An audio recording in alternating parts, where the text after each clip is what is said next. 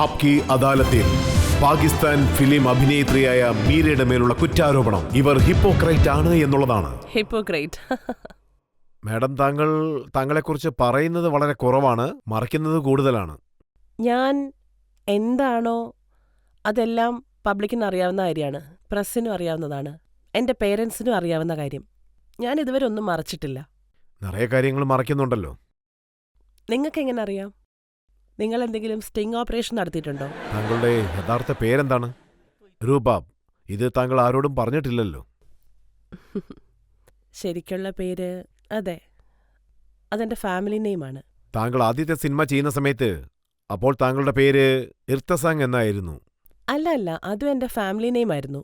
താങ്കൾക്ക് എത്ര ഫാമിലി നെയിംസാ ഉള്ളത്? ആക്ച്വലി എൻ്റെ ഫാമിലി നെയിം ഇർദസ രൂപാബ്. അതിനുശേഷം മൂന്നാമത്തെ പ്രാവശ്യം താങ്കളുടെ പേര് സമീറ എന്ന് വെച്ചു. ഇല്ല ഇല്ല, അത് തെറ്റാണ്. പാകിസ്ഥാനിലുള്ള പത്രങ്ങളിൽ എന്താ എഴുതിയിരിക്കുന്നതെന്ന് വെച്ചാൽ താങ്കളുടെ പേര് സമീറ. ആ സമയത്ത് ഇന്ത്യയോടുള്ള സ്നേഹം കൊണ്ട് താങ്കൾ സമീറ എന്നുള്ള പേര് മീര എന്ന് മാറ്റിയെന്നാണ് അവർ നോ നോ പറയുന്നത്. നോ, എന്തൊക്കെയാ പറയുന്നത്? അതായത് ആദ്യം മുതൽക്ക് തന്നെ പാകിസ്ഥാനിലെ പേപ്പേഴ്സിലൊക്കെ അതിലൊക്കെ നിങ്ങൾ കണ്ടാൽ അറിയാം, അതിൽ മീര എന്ന് തന്നെയാണ്. ഇത് സത്യമാണോ? താങ്കൾ വളരെ കുട്ടിക്കാലത്ത് തന്നെ ആക്ടിങ്ങിലേക്ക് വന്നെന്നുള്ളത്? അതെ, ഞാൻ എൻ്റെ കരിയർ 15-ാം വയസ്സിൽ ആരംഭിച്ചു. താങ്കൾ ആക്ടിങ് തുടങ്ങിയ സമയത്ത് കുറച്ചുകൂടി വണ്ണം ഉണ്ടായിരുന്നു അല്ലേ? ആ അതെ, ശരിയാണ്. പിന്നെ എങ്ങനെയാണ് ഈ വെയിറ്റ് ലോസ് സംഭവിച്ചത്? काम कर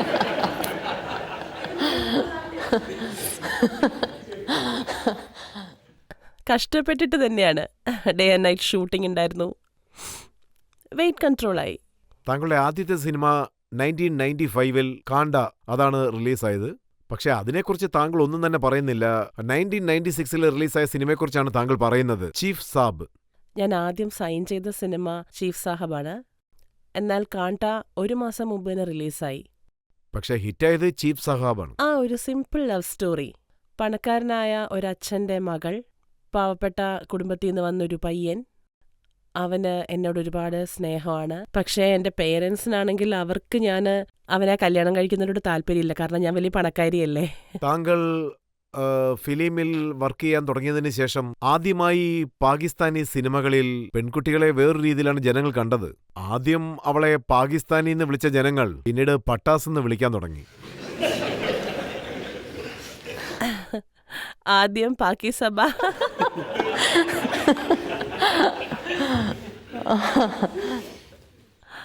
നോക്കൂ, റോൾസിൽ വേരിയേഷൻ വളരെ ഇമ്പോർട്ടൻ്റ് ആണ്. എനിക്കാണെങ്കിൽ ഡിഫറെൻറ്റ് ടൈപ്പ് ഓഫ് റോൾസ് ചെയ്യാനാണ് ആഗ്രഹം. ഞാൻ വളരെ സിമ്പിളായിട്ടുള്ള റോൾസും ചെയ്തിട്ടുണ്ട്, അല്ലാതെ ഗ്ലാമറസ് റോൾസും ചെയ്തിട്ടുണ്ട്. ലൈക്ക് അമ്മയുടെ റോള് ചെയ്തിട്ടുണ്ട്, നല്ലൊരു ലവറിൻ്റെ റോള് ചെയ്തിട്ടുണ്ട്, വൈഫിൻ്റെ റോള് ചെയ്തിട്ടുണ്ട്, അല്ലാതെ ഒരുപാട് ഗ്ലാമറസ് റോൾസും ചെയ്തിട്ടുണ്ട്. സോ ഡിഫറെൻ്റ് ആയിരുന്നു, എല്ലാം ഡിഫറെൻ്റ് ആയിട്ടുള്ള റോൾസാണ് ഞാൻ ചെയ്തിട്ടുള്ളത്. അങ്ങനെ ഏത് സിനിമയാണ് താങ്കൾക്ക് സെക്സ് സിംബൽ എന്ന പേര് നൽകിയത്? അങ്ങനൊരു ഇമേജ് എനിക്ക് ഉറപ്പായിട്ടും ഇല്ല. താങ്കൾ ഞാൻ എനിക്കറിയില്ല. ലാഹോർ ന്യൂസ് പേപ്പർ താങ്കളെ കാണിക്കാം. അതിലെല്ലാം എഴുതിയിരിക്കുന്നത് ഇക്കാര്യമാണ്. നിങ്ങൾ അതായത് പിക്ക് ചെയ്തിരിക്കുന്നത് ഏതോ തെറ്റായിട്ടുള്ള ന്യൂസ് പേപ്പറാണ്. അതായത് പോസിറ്റീവ്സ് ഓർ നെഗറ്റീവ്സ് എപ്പോഴും ആർട്ടിസ്റ്റുകളെ കുറിച്ച് വരാറുണ്ടല്ലോ. അങ്ങനെ ജസ്റ്റ് പോസിറ്റീവ് മാത്രം ഐ തിങ്ക് സാർ അങ്ങനെയാണ് നോക്കേണ്ടത്. അതായത് സത്യം പറയണമെങ്കിൽ ഞാനിപ്പോൾ എടുത്തു നോക്കിയ ന്യൂസ് പേപ്പേഴ്സ് എല്ലാത്തിലും ഇതാണ് എഴുതിയിരിക്കുന്നത്. മീരയെ പാകിസ്ഥാൻ സിനിമകളിൽ ചിലർ സെക്സ് സിംബൽ എന്നാണ് പറയുന്നത്. മറ്റു ചിലർ hottest star of Pakistani films എന്നും വിളിക്കുന്നു. ആ അതെ, ഞാൻ ഗ്ലാമറസ് തന്നെയാണ്. സിനിമകളിൽ എന്നെ കാണാൻ വളരെ നല്ലതാണ്. എല്ലാ ക്യാരക്ടറും ഞാൻ ഫിറ്റാവും, എല്ലാ റോളിനും ഞാൻ നന്നായിരിക്കും. അതാണ് ഞാൻ ന്യൂസ് പേപ്പറിൽ നിന്ന് എടുത്തിരിക്കുന്നത്. ആ ആ ഒരു വേഴ്സറ്റാലിറ്റി ഉണ്ട് എൻ്റെ ഉള്ളിൽ. പക്ഷേ എൻ്റെ ക്യാരക്ടർ ഞാൻ നോക്കുമ്പോൾ അതൊരു സെക്സി ഫിലിമാണ്, അല്ലെങ്കിൽ സെക്സി ലുക്സ് ഉണ്ടാവും. അങ്ങനെയാണെങ്കിലും സെക്സി ഗേളായിട്ട് അഭിനയിച്ചിട്ടുണ്ട്. ഒരു സിമ്പിൾ ഗേളിൻ്റെ റോളാണെങ്കിലും ഞാൻ അങ്ങനെ അഭിനയിച്ചിട്ടുണ്ട്.